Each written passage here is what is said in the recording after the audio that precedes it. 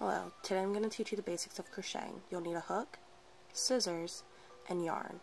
I'm using lavender.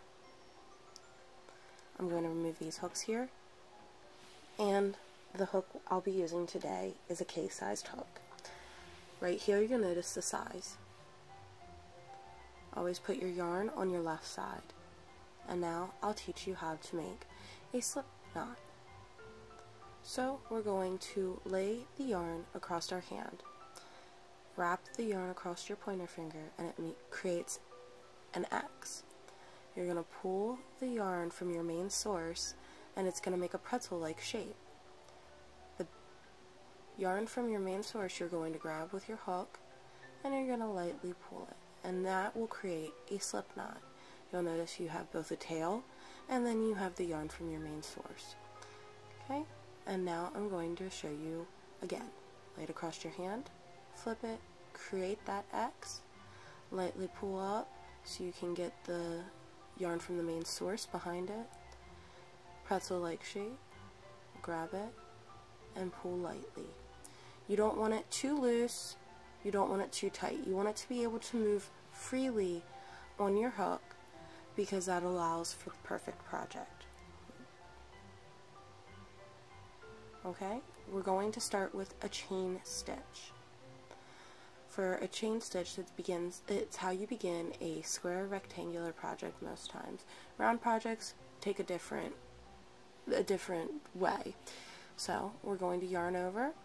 We take the yarn from the back of our hook and flip it around. Okay, once again, back to front. Back to front. Okay, and then you have your shepherd's hook, or just the hook. You're going to lightly pull. Your yarn over will get stuck in the hook, and your first slip knot will pull through, and it's going to create a chain. You'll have one loop on your hook. Once again, yarn over, and pull over on the loop, and you get another loop. And you'll notice there's a chain forming behind you. Yarn over, and pull through. I know I don't crochet like most people, but when I was taught to make yourself comfortable. This is how I'm comfortable holding both my hook and my yarn. I advise using not too dark of a color or too light.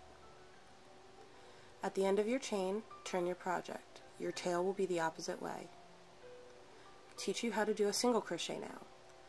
We're going to skip the first stitch from the hook, or the first chain from the hook.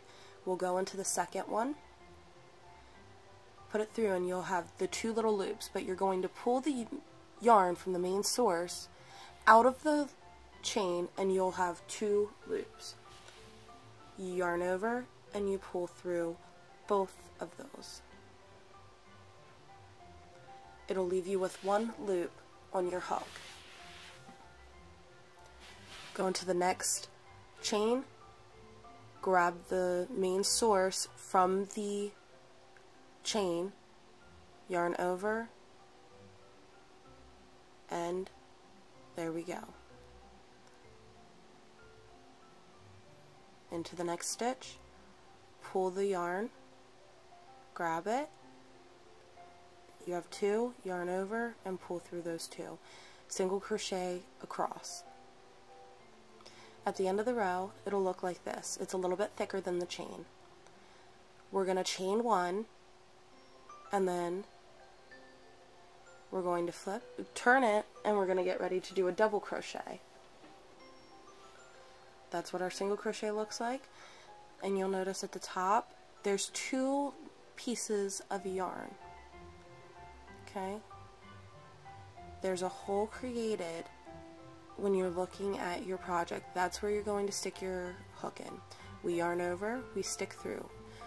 We're going to grab that yarn again like we did with the single crochet. Pull it through. You're going to have three loops. Yarn over again, pull through two of those loops, you have two left. Yarn over again and pull through the next two. That creates a double crochet. So we yarn over, go into the next stitch, pull through, yarn over, go through the 2, yarn over, and pull through 2. Yarn over, enter the stitch, pull it up, yarn over, pull through 2, yarn over, pull through 2. That's the double crochet. We're going to double crochet down the row.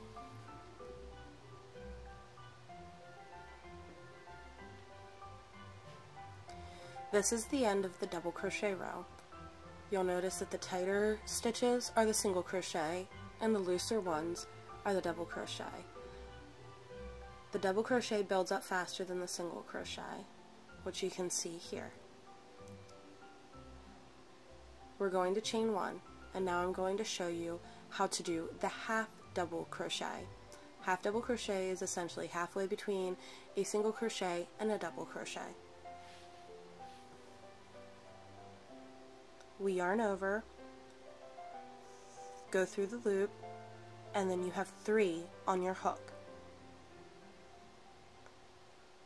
We yarn over and we pull through all 3. This is a half double crochet. Yarn over, go through the crochet, pull through, you have 3 loops, yarn over, pull through all 3. Yarn over, go through, pull the yarn, yarn over, pull through all 3. And this is the half double crochet row.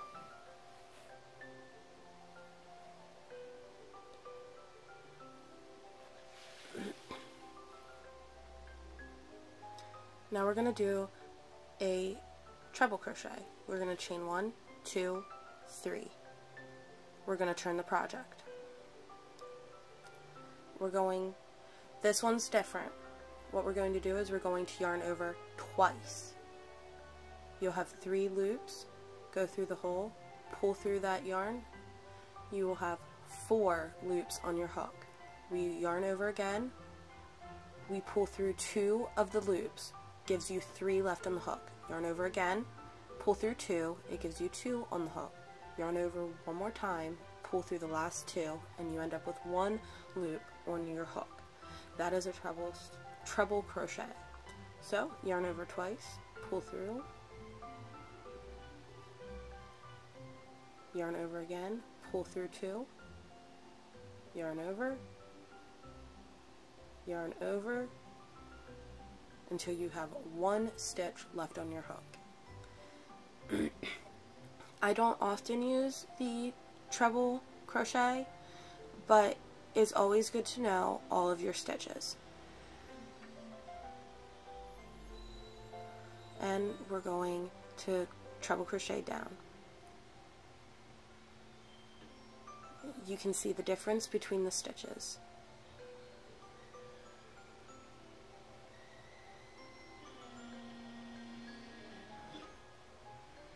Just take a moment to look at your different stitches. Now I'm going to show you how to do the slip stitch. A slip stitch will be written in as SLSP most of the time.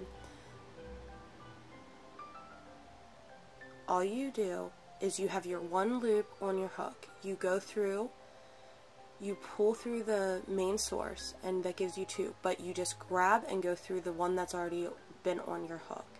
What that does is it creates the stitch for you to go over. It moves the stitch placement. So you'll notice I'm not building anything onto the project.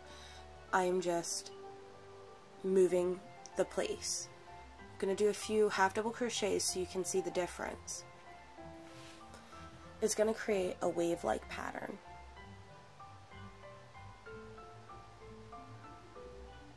I'm going to do another slip stitch to show you the difference and make that wave.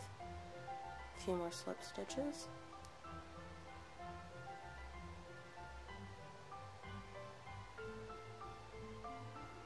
And you see the little waves that you have going on. Now we're going to finish the project. Cut the end of your yarn and pull the yarn through with your hook. And now we have 2 ways we can finish off the project. first one, what we can do is we can take a hook and go through another stitch and pull the yarn through.